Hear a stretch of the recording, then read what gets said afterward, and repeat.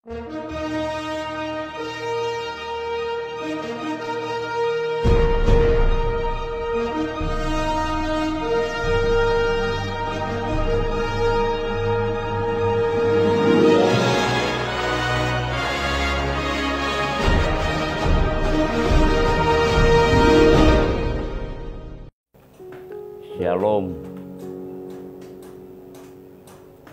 Terima kasih buat Tuhan Yesus Kristus pada pagi hari ini. Saya boleh mengucap syukur bersama-sama dengan saudara-saudara seiman di dalam dunia yang rusak, yang fana ini. Tapi masih ada kami yang seiman pada saat ini. Saya boleh mengucap syukur kepada nama besar Tuhan Yesus Kristus yang boleh pada saat ini boleh menyampaikan firman Tuhan yang saling menguatkan di antara kita. Mari kita berdoa bersama-sama untuk menikmati namanya firman Tuhan pada pagi hari ini.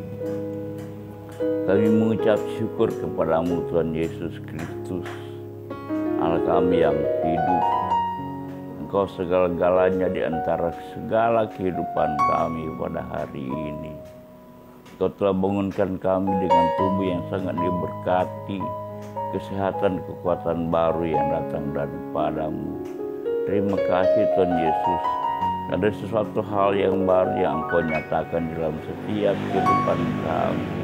Biar kiranya Tuhan, Roh Kudus memberikan tahu apa yang Engkau perlukan di dalam setiap kami, di dalam setiap kedagingan kami.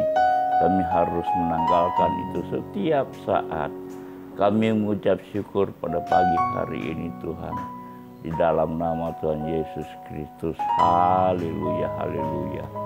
Amin, amin. Saudara-saudaraku yang berada di manapun saudara berada, di rumah, di kebun, di tempat pekerjaan, dimanapun saudara berada, bersama-sama dengan hamba-Mu pada saat ini. Mari kita merenungkan apa yang Tuhan Yesus ingin ajarkan kepada kita yang menjadi umat percaya atau menjadi murid-muridnya. Ada sesuatu hal yang sangat luar biasa, yaitu segala kekuatan bentuk apapun di dalam setiap kehidupan kami itu harus dilepaskan di dalam dunia ini. Yang terutama adalah kekuatan-kekuatan yang berasal dari kekuatan manusia itu sendiri. Kita buka dalam Injil Lukas 14 ayat yang ke-27. Barang siapa tidak memikul salibnya dan mengikut aku, ia tidak menjadi muridku. Sini berbicara tentang memikul salib. Salib itu adalah suatu penderitaan, suatu bentuk apapun yang menjadi masalah di dalam setiap orang yang percaya pada pagi hari ini. Yang kedua, ayat yang ke-33. Demikianlah pula lah tiap-tiap orang di antara kamu yang tidak melepaskan dirinya dari segala miliknya tidak dapat menjadi muridku. Di sini berbicara tentang muridku juga. Jadi setiap orang harus melepaskan apa yang harus dilepaskan itu. Di dalam kita sebagai orang yang percaya, seringkali kita tidak mengakui atau tidak menyadari hal itu, bahwa hal kesombongan hati itu ada terikat di dalam setiap kehidupan kita sebagai orang yang percaya. Contohnya yang harus dilepaskan adalah kesombongan hati itu berupa kalau tidak kita di dalam gereja ini, kalau tidak saya dalam gereja ini, kalau tidak saya dalam kantor ini, semua tidak akan menjadi bagus. Itu nama itu baik, tetapi untuk meninggikan diri sendiri itu dan mengurangkan diri sendiri, itulah suatu kesombongan hati dalam setiap orang yang percaya. Di sini Yesus menegaskan barang siapa barang siapa yang memiliki di dalam dirinya sendiri itu dia harus dilepaskan, yaitu kesombongan itu.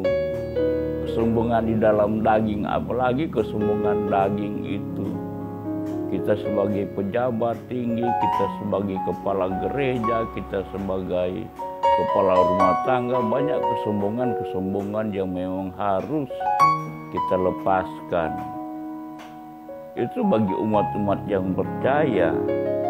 Tetapi bagi sekarang, bagaimana kita memikul salib diri kita sendiri, sedangkan kita yang pengikut Kristus, dikatakan pengikut Kristus, pelayan gereja, tidak tahu memikul salib dirinya sendiri, malahan salib diri sendiri dipikulkan oleh orang lain.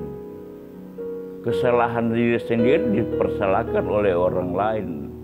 Kita tidak mengenal siapa kita sendiri. Jadi apakah artinya bagi kita menjadi murid Yesus? Murid Yesus di sini di ayat 33 ini, demikian pula lah tiap-tiap orang melepaskan dirinya dari segala miliknya. Miliknya itu banyak arti. Kesombongan hati itu miliknya sendiri. Oh, kita sombong rohani. Kita sejadi ini, kita sejadi itu. Siapa lawan kita? Ini kata kita ini yang menjadi aku di dalam aku. Yang menjadi sombong di dalam setiap kesombongan kita. Di sini Yesus ingin menanggalkan segala sesuatu itu. Bahwa segala sesuatu itu kita mengandalkan diri kita sendiri. Yesus tidak suka dengan cara itu. Jadi Yesus mengajarkan bahwa segala miliknya itu adalah kekuatan dirinya sendiri. Tetapi di balik itu kita telanjang dan kita menyadari bahwa kita ini adalah gambaran Allah, buatan Allah, milik Yesus Kristus. Berarti kita bukan kita pemilik pribadi sendiri. Roh dan jiwa ini adalah milik Tuhan Yesus Kristus. Jadi ketika kita menjadi milik Tuhan Yesus Kristus, berarti kita harus hidup di dalam peraturan-peraturan firman Tuhan. Nah, firman Tuhan tidak juga susah, tidak juga mahal mau ikut. Tetapi bagi orang yang percaya ini orang yang percaya, yang model bagaimana, yang kayaknya bagaimana, cara hidupnya yang bagaimana, pola hidup yang mengaturnya bagaimana di dalam pelayanannya. Apakah dia taat kepada atasan, kepada siapapun, birman, tetangga, saudara-saudara, apakah dia taat, dia turut, dia punya belas kasihan. Tetapi kalau dia masih memiliki hak sebagai dasar dia kekuatan, kalau tidak saya tidak akan jadi organisasi ini. Kalau tidak saya tidak akan jadi kantor ini. Kalau tidak saya campur tangan, ini kan keliru. Kita mengandalkan Tuhan yang baik. Kalau Tuhan bercampur tangan di dalam segala kemurahan, nama Tuhan Yesus itu harus digenapi di dalam setiap kehidupan kita. Nama Tuhan Yesus itu harus yang terutama di dalam setiap kehidupan kita. Itu berarti kita mau menantang segala kedagingan kita. Kita mau menantang segala program-program di dalam hidup kita sebagai dunia yang fana ini, yang hanya untuk mendatangkan keuntungan yang hanya sementara saja. Tetapi Yesus memiliki hati yang sangat luar biasa, yang mengatakan bahwa setiap orang yang mau mengikut Yesus itu harus melepaskan dirinya dari segala miliknya. Segala miliknya ini bentuk-bentuknya luar biasa. Itu yang terutama itu kesombongan hati itu. Seringkali orang mempunyai banyak kesombongan hati, tetapi orang kita lah yang tidak menyadari bahwa hal itu yang sangat luar biasa untuk kita menantang kedagingan itu dari saat sampai kepada saat. Itu itulah kedagingan, karena kedagingan itu bermutu dari keinginan itu. Ketika keinginan yang jahat itu muncul, maka semuanya tuh dia akan terbuai atau terkandung dan melahirkan sesuatu dosa yang sangat menjadi murka Allah. Ya, ketika dosa itu dilahirkan, itulah musuh dari Yesus. Jadi Yesus mengajarkan kita yang sangat sederhana. Kita harus melepaskan apa yang kita harus lepaskan, yaitu suatu yang harus kita lepaskan terlebih dahulu, itu kesombongan hati kita untuk menanggalkan segala kedagingan kita. Menanggalkan kedagingan kita bukan hal yang susah dan rumit, tetapi terjadi itu dalam setiap hari. Setiap hari itu harus ada penyangkalan diri. Setiap hari itu ada penyangkalan diri. Jadi ketika kita menyangkal diri, oh bahwa ini salah, itu salah, ini salah, di situ terjadi sesuatu hak milik yang bukan daripada Tuhan Yesus Kristus. Tetapi kita melepaskan secara perlahan-lahan. Itulah kedagingan yang harus kita menantang. Itu dosa yang kita harus menantang di dalam kehidupan kita. Terjadi dalam setiap hari, bukan nanti temporer atau secara mustahil. Tidak, itu datang di dalam setiap hari, yang terutama di dalam hidup kita. Hati kita ketika kita menikmati atau menerima Roh Kudus, karena pengertian, pengurapan daripada Tuhan Yesus Kristus itu adalah benar dan baik untuk kita menjadi hidup gaya orang-orang yang hidup baru kita mengenal namanya Yesus. Ketika kita mengenal namanya Yesus, pasti kita diajarkan dengan pengurapan yang sangat luar biasa, yaitu pengurapan yang turun dari pada Allah di dalam nama Tuhan Yesus Kristus oleh pimpinan Roh Kudus.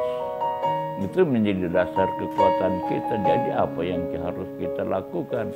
Kita harus menantang kedagingan kita harus menantang dosa kita. Itu yang terjadi dalam setiap kehidupan kita menjadi umat yang percaya.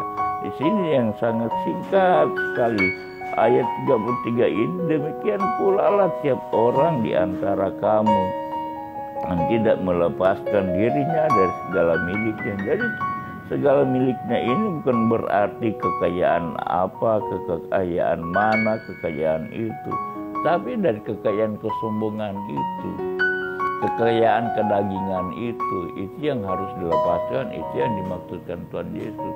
Jadi ketika hal itu kita mulai melakukannya, kita menjadi murid Tuhan Yesus. Itu di dalam kehidupan kita berarti kita mulai mengenal nama Tuhan Yesus itu tertaruh dalam setiap kehidupan kita.